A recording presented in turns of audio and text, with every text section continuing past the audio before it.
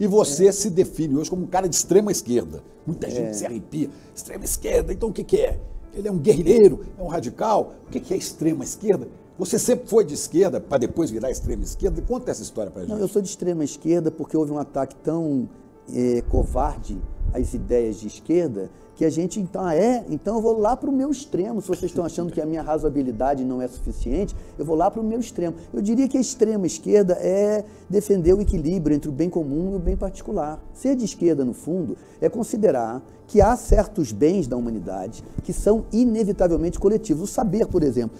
Quem é que descobriu toda essa matemática que a gente aprende na escola? A história. Quantos historiadores trabalharam para a gente hoje ter livros de história? A literatura. A quem pertence esse saber? A quem pode pagar por ele? Não. Esse é um saber que pertence à totalidade da humanidade. Então me parece óbvio que ele tem que ser oferecido e garantido à totalidade da humanidade. Não pode uma pessoa nascer rica, como me aconteceu, e aí eu ter a oportunidade de estudar, e o garoto que nasceu no mesmo dia, no mesmo ano que eu, no mesmo lugar, mas numa família que é herdeira da escravidão brasileira, da escravidão... é preto, né? E no caso do Brasil há essa tristíssima concomitância, né, da cor da pele das pessoas, está ligada à pobreza majoritariamente, e aí ele não tem direito ao saber da escola particular. Então, de uma certa maneira, haver escola particular é uma ofensa à justiça do conhecimento. Ou bem não há escola particular, ou as escolas públicas são variadas e a gente tem, sei lá, um vale que o governo nos dá, mas pagar pelo ensino, quem tem direito a ficar vivo? Quem pode pagar pelo hospital? Essas coisas... Plano de saúde, né? Plano de saúde, seja o que for. Obviamente todo mundo tem direito a ficar vivo, todo mundo tem direito ao conhecimento. Agora, eu quero, sei lá, voar de asa delta. Problema teu, trabalha e compra uma asa delta. Nem todo mundo tem o direito a voar de asa delta. Agora, todo mundo tem direito a uma escola, todo mundo tem direito a uma rua para andar, né, a um hospital para ir, a um teto para morar. Como é que pode alguém nascer e não ter uma casa? Então, ser de esquerda, na minha opinião, é lutar pelo equilíbrio entre o bem comum e o bem particular. Enquanto que ser de direita, ser de extrema direita é ser um assassino. Mas ser de direita, ser de centro, é achar que o bem comum não tem valor, que nada é comum, que tudo é uma questão apenas particular da pessoa conseguir por ela mesma. Como é que uma criança consegue por ela mesma uma boa escola? Nós temos que dar para ela. O preço disso qual é? É pagar impostos justamente e que esses impostos sejam administrados honestamente. O fato dos impostos não serem administrados honestamente não pode desmerecer o fato de que temos que pagar impostos para que existam bens públicos. Porque há quem diga que não, para de pagar isso e vamos trabalhar para a iniciativa privada, porque ela é mais eficiente, que é uma balela, né? A iniciativa privada é mais eficiente para os interesses dela mesma, né? Eu nunca vi nenhum grupo de médicos construir um hospital para atender a população pelo custo do tratamento. Não, eles constroem hospitais para terem lucro. O SUS não é para ter lucro. O SUS é para atender a necessidade da pessoa. Então a iniciativa privada é mais eficiente no interesse dela, não no interesse coletivo. E quando ela está em risco, pede socorro ao Estado, né? Agora, que o Estado fracassa também é verdade. Esse é o drama, na minha opinião. Eu falo isso, o que desmoraliza os pensamentos de esquerda é a corrupção feita em nome de ideologias de esquerda, que também temos que admitir, não é pouca. O que estamos vivendo na Nicarágua, por exemplo, eu sou da juventude, na minha juventude, aquela revolução sandinista era uma coisa que a gente comemorou como uma libertação imensa. Que grande susto ver aquilo se transformar num regime extremamente autoritário hoje em dia, pelo menos pelo que me chega, pelo que eu consigo saber. A Venezuela, por mais que seja muito complexa a questão lá, nenhuma ditadura me convence que é pelo bem do povo, Chico. Eu acho que toda ditadura é pelo bem do ditador. E o grupo que é o ditador se associa, sabe? Então, as ideologias de esquerda ficam muito maculadas, muito difíceis de serem defendidas diante de certos fatos que realmente são verdadeiros. Quer dizer, há muita criminalidade feita em nome do bem do povo. Mas pela direita, mais ainda. Então, como eu costumo dizer, eu acho, nós ainda não conhecemos a justiça social. Mas você é de uma família... de alguma posse, uma família rica. Rica. E por que você foi? Como é que você virou um cara de esquerda? Meu pai, minha mãe, meu avô, todo mundo na minha família era de esquerda. Eram contra Salazar? Porque não, eram absolutamente, eram democratas, mas eram pessoas razoáveis. Na minha família eu fui educado de uma maneira, eu acredito, bastante razoável. Não havia dogmatismos, não havia absolutismo, não havia negacionismos, quer dizer, as revoluções africanas, por exemplo, que libertaram... as colônias. Aquelas colônias que fabricaram esses países com fronteiras meio absurdas. Quantas dessas revoluções não fracassaram porque ditadores, agora eles exploram o próprio povo deles, que antes era explorado pelo colonizador. Então esse tipo de evidência, na minha casa, onde eu fui educado, ela nunca foi negada. O oprimido carrega em si o gene do opressor. E se ele consegue ascender na escala social, provavelmente ele vai administrar os outros como ele viu, porque ele aprendeu isso, ele vai se tornar opressor. Né? Sem botar o dedo na cara de ninguém, mas a pessoa que sai da pobreza, a pedagogia do oprimido, eu li aquilo tudo. Quando você sai da pobreza e você ascende para o mundo da riqueza, você ascende para o mundo que produz pobreza. Claro. É muito complicado, não estou julgando as pessoas, pelo amor de Deus. Agora, é muito complicado você ascender para o mundo que produz o que ontem era a tua vida. Como não usufruir desse mundo sem ser conivente com a injustiça que ele produz? É muito complicado. Agora, é complicado também para mim. É complicado para você, é complicado para qualquer pessoa que consegue botar a cabeça um pouco acima da linha da pobreza. Como eu agora não produzirei pobreza, a pobreza da qual eu consegui escapar. Então, de fato, mais uma vez, o bem comum. O que nos enriquecerá será a melhoria, na minha opinião, do bem comum. E o bem comum, quem administra ele é o Estado. Então temos que recuperar um Estado brasileiro que seja, de fato, um Estado voltado para o bem comum e não como é hoje, voltado para o bem da aristocracia política. Que a classe política hoje em dia está infestada de um sem número de pessoas que não tem nenhum interesse no bem comum e que aquilo é para eles uma escada social. Policial abordando adolescentes pretos, porque estão com 2 ou 3 baseados no bolso e jogar dentro do camburão e levar. Então eu fiquei olhando e falando assim, bom, ele acha que tem razão em prender esses meninos, porque estão com 3 baseados de maconha. Só que ali naquele prédio em frente, naquela avenida Vieira Solto, lá no último andar, tem um monte de ricos cheirando e traficando cocaína, mas a polícia não entra lá. Não. E a polícia não pega quando eles saem. Né? Quer dizer, esta é uma realidade brasileira. E quando você se manifesta assim, vamos dizer, é de esquerda. Aí você fica mais irritado, aí ele é de extrema esquerda. Extrema esquerda, eu quero deixar isso claro, que eu entendo perfeitamente o que você diz com a extrema esquerda. A extrema esquerda é aquela esquerda que não abre mão de seus princípios. A extrema esquerda não é aquela raivosa, não. Essa raivosa, às vezes, é a esquerda até fascistoide, né? Às vezes. A extrema esquerda é aquela radical no sentido de ter raízes, que não abre mão de princípios, né? Não é nem esquerda festiva e nem é a esquerda fascistoide, que existe também. Exatamente o que você está falando, que isso mesmo, o extremismo aí é o extremismo do rigor teórico, é o que eu diria. O que me faz ser de extrema esquerda é o extremo rigor da teoria que analisa a realidade sob o ponto de vista dos interesses econômicos. Essa polícia existe para manter privilégios de herdeiros brasileiros de dinheiro, de gente rica, entendeu? É para isso que existe uma polícia que oprime os outros de maneira absolutamente estapafúrdia, inclusive, como eu falo, colocando em risco os próprios policiais, a maioria das vezes, inutilmente. Nós temos um país muito disfuncional e a violência policial é, para mim, o sintoma mais evidente da incapacidade do Brasil produzir justiça. Eu não tenho os números, mas eu vi há poucos dias um estudo sobre a questão da violência policial em São Paulo e da violência que a polícia de São Paulo está sofrendo sob o governo do Tarcísio, né? O governador fascistoide.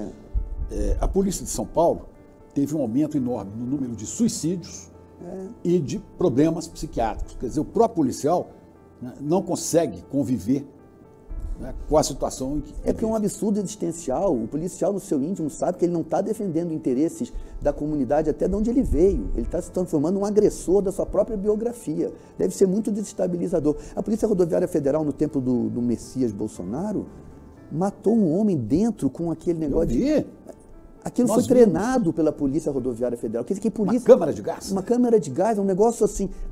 Uma polícia que fez isso, na minha opinião, tinha que ser totalmente repensada. Não pode isso acontecer, vai haver um inquérito, não sei o que lá. Não! Isso não é um acidente de percurso, isso é um método de comportamento. Então tem que repensar. Agora, não vejo essa pauta presente. Não vejo esses candidatos aí, à prefeitura ou a governador, quando for, uma preocupação. O que está segurando o Brasil é haver uma polícia federal, ou uma parte dela, de melhor qualidade. Porque na hora que a gente está conseguindo impor a lei, está sendo através de agentes da Polícia Federal. Uma parte dela, não tem como saber a totalidade da Polícia Federal, mas uma parte dela, me parece, funciona melhor. Agora, as outras...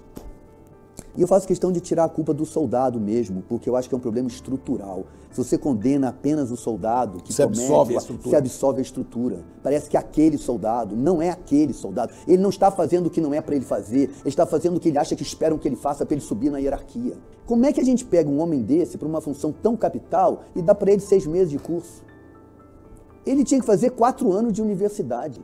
O policial teria que ser um homem extremamente mais bem preparado, na minha opinião, e mais bem protegido pela comunidade Assim do que ele os professores. O policial é professor. Tem que ser todos muito mais bem protegidos. Agora, tem um custo, bem público. E essa sociedade aí liberal não quer bem público. Então, eles querem um policial que eles possam manter com um salário baixo, oprimido, e com a esperança de que ele vai ser o sortudo que vai subir na hierarquia, entendeu? Aí eles se corrompem. Eles se corrompem com muita frequência, como a gente está cansado de ver aí. Toda hora você abre o jornal, tem notícias de policiais envolvidos na alta criminalidade. Porque isso tudo é uma disfuncionalidade muito ampla. Você não resolve isso. Ah, esse policial agiu mal, vamos então punir ele. Não resolve nada. E o problema que você está falando é de educação também dos policiais, dos militares, das Forças Armadas em geral, que tem uma formação completamente absurda, fascista. Particular. É incrível. Lembra a tropa de elite que falava de como esse pessoal é preparado? O filme As Forças Armadas também são formadas assim. Eles têm estudos de história particulares. Como assim? Então, os militares são apenas um grupo de pessoas que têm uma profissão em comum. Eles não são diferentes do resto do país. Eles não podem estudar história de uma maneira diferente do que eu estudei na escola. Temos que todos estudar a mesma história, na sua amplidão de interpretações possíveis. Mas os fatos conhecidos têm que ser mais ou menos os mesmos. Agora, ficar inventando que não houve ditadura militar, ficar inventando que não houve ilegalidades cometidas ali, ficar inventando que foi para livrar o Brasil de um ataque comunismo. O que havia era uma intenção do Brasil se remendar socialmente. Isso de fato havia no PTB, naqueles movimentos daquele momento, como já houve em outras épocas. Agora, dizer que isso era uma ameaça de totalitarismo comunista é mentira.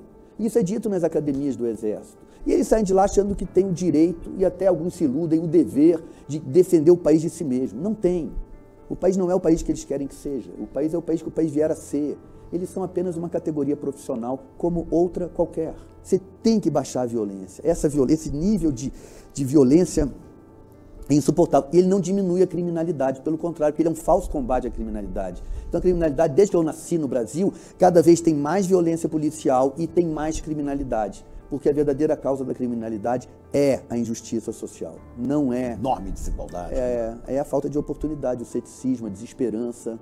Mas você acha que o Brasil, como um projeto de nação, nesses 40 e poucos anos que você convive com o público, você acha que a gente tem avançado ou a gente vai para frente e volta duas casas para trás? O que você acha, Chico? Eu acho que anda para frente e vai para trás. Eu também não sei bem. Mas a resultante atual, disso, a sensação que dá é que esse fascismo que se anuncia é andar muito para trás.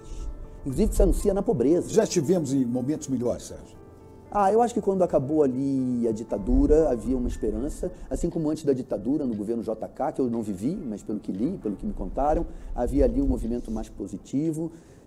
Mas tem uma impressão de que... Mozart era o momento que vivia, desculpe interromper, mas o momento que o Brasil vivia, no momento JK, né, e logo depois dele, uma explosão de coisa boa, de arquitetura de Niemeyer, do cinema de Glauber Rocha, que veio um pouco depois, né, da Bossa Nova, tudo de isso, Tom e Vinícius.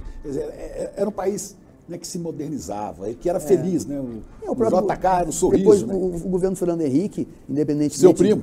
Meu primo, você gostar ou não, também foi um momento de... O equilíbrio da moeda, aquilo foi uma conquista para a autoestima brasileira muito boa. Ali também houve uma recuperação democrática, porque com todas as circunstâncias que podemos, como é que eu vou dizer, discordar das atuações do governo Fernando Henrique, houve um respeito à democracia bastante maior do que o normal. Ele passou o governo para o Lula tranquilamente, e o Lula então governou 2 vezes e passou para se respeitavam, Dilma, né? Todo mundo se respeitava, tudo ok. Aí, quando a Dilma fez a lei da empregada doméstica, que ela sancionou aquela lei, que realmente mexe na estrutura doméstica brasileira, aí os ricos brasileiros... E outra coisa, Comissão da Verdade. São duas coisas. A Comissão da Verdade... Uma mexe com a estrutura militar, a outra mexe com a estrutura do senhor feudal. O impeachment da Dilma foi tocado por um homem que depois foi preso, aquele Cunha. Esse homem foi eleito por aqueles deputados. Preso, está inelegível e tem tremenda influência hoje na Câmara dos Deputados. Falando. Eu conheço muito bem. Pois é. Esse homem, isso é que é importante para mim, foi eleito. Você hoje fala Arthur Lira, ok, está lá Arthur Lira, com todas as suspeitas que pesam sobre ele, porque foi eleito. E nós só nos preocupamos com os chefes dos executivos. Agora, de novo, aqui, prefeituras. Só ouvimos falar de chefes de executivo. Os vereadores, a gente não presta atenção. A própria propaganda eleitoral reserva para os vereadores um regime alcoado de tempo e a grande estrela é o candidato ao executivo. Eu acho que isso enfraquece a democracia. O parlamento é a âncora verdadeira da democracia. Se o parlamento é desonesto, mesmo uma pessoa honesta no executivo fica refém dele. A gente está cansado de ver isso acontecer. E cada vez vai ficando mais complicado, porque à medida em que essa extrema-direita ocupa mais espaço no parlamento, ela começa a cercear as ações Eles do executivo legislam. E do judiciário. Eles legislam, é assim, aquele livro que está famoso aí, que eu li, que é muito bom, Como as Democracias Morrem. Eles passam a legislar contra a democracia, lá de dentro, com legitimidade. O cara está lá porque foi eleito. Primeiro que, na minha opinião, não deveriam ser 530, deveriam ser 50. Isso já é um abuso. Ninguém precisa de um parlamento com esse número de pessoas. Basta ser 60, 70, eu sei lá, tem que estudar para ver o número certo. Mas esse número absurdo de parlamentares é uma entrada, um convite para pessoas que são alpinistas sociais. É isso que a gente está vivendo. O Lula está se equilibrando aí. Ah, falar mal do Lula. Falta muito para falar mal do Lula. Porque eu acho que o Lula é a última esperança que a gente tem de alguma coisa funcionar. E está funcionando. Agora, ele tem um inimigo imenso. Nós perdemos as eleições. Quem ganhou foram estes alpinistas sociais que se transvestem de moralistas, de antissistema. Antissistema? Como é que Jair Messias podia se dizer antissistema, um sujeito que foi deputado, deputado inútil a vida inteira? Agora, como é que milhões de pessoas acreditam que ele era antissistema diante dessa evidência biográfica de que ele era o sistema? Fala com o Pablo Marçal para pegar aquela carteira de trabalho e levar para o Bolsonaro e para os filhos dele, porque nenhum deles nunca trabalhou. Não, estão só lá, pendurados no poder público. E eles são liberais. Não são nada. Essa gente é só esperta, é só desonesta, é gente que governa para si mesmo, entendeu? Então, eu não tenho muita simpatia pelo PT, mas eu acho que o PT e o PSOL ainda são a coisa melhor que temos aí. O PSOL tem alguma identidade ideológica, o PT tem uma origem que mantém nele alguma ligação com a realidade brasileira, embora eu acho que, Chico, eu acho que o poder, eu falo isso, não é uma figura de linguagem, eu acho que o poder é uma droga. Um dia vão estudar o que acontece com o cérebro de uma pessoa e vão descobrir que o poder tem sobre o cérebro humano o efeito alucinógeno. Porque quem elege esse governador atual de São Paulo, quem elege o governador do Rio de Janeiro era o vice do outro, que saiu do governo corrido por corrupção. Que era um juiz, né? Que era um juiz. Como que esse sujeito se reelege? Se ele era vice do outro. O Rio de Janeiro teve, acho que 5 governadores condenados por corrupção. Os 5 a população do Rio de Janeiro... Só escapa o último aí. Ela elegeu estas 5 pessoas. Eles não chegaram lá sem serem eleitos. E elegeu o Jair. Nós temos que nos perguntar, todos eles, nós temos que nos perguntar o que se passa. Que o povo brasileiro, morbidamente, deseja o seu próprio sofrimento. Hoje o que você tem são as redes digitais, ou redes antissociais, como você gosta de falar. Eu falo assim, né? Quer dizer, isso aí avacalha qualquer proposta de análise mais profunda, né?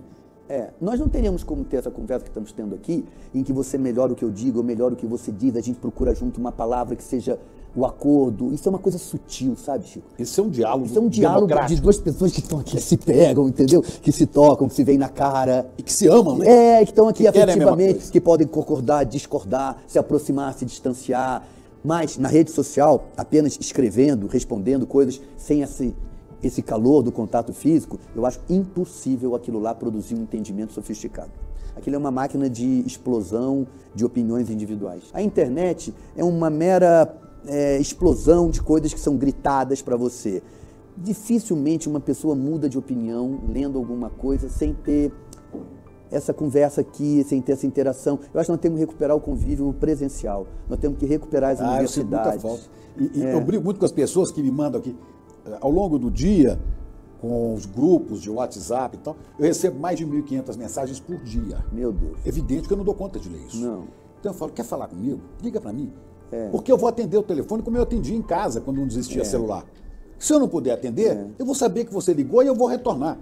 Agora, você não saia ligando para todo mundo, quando não existia celular, para falar bobagem. Você ligava quando queria falar com a pessoa, por algum motivo, nem que fosse afetivo. Eu quero falar com o fulano. Então, eu prefiro, até porque falando e ouvindo, a pessoa se torna próxima. Agora, esse negócio de digitar aqui, WhatsApp para lá, vem outro para cá. Essa máquina não foi construída para convívio, ela foi construída para vender publicidade e para conhecer hábitos de consumo e vender uma publicidade mais dirigida e para divulgar ideologia autoritária.